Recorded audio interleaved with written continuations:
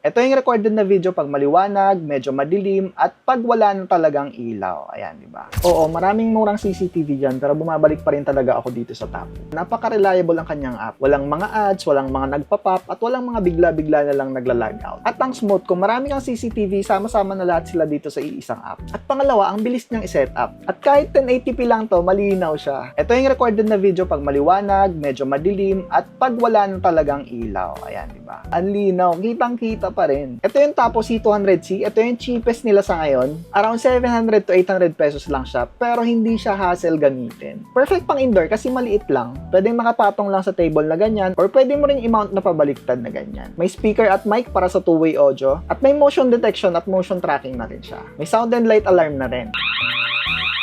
Nandito sa baba ang kanyang SD card slot at reset button, at nandito naman sa likod ang kanyang power input. Kung naghahanap ka ng maliit na pang indoor CCTV, check mo tong Tapo C200C. Kung gusto mo rin ito, iniwan ko na lang yung link dyan sa baba at i-check out mo na yan.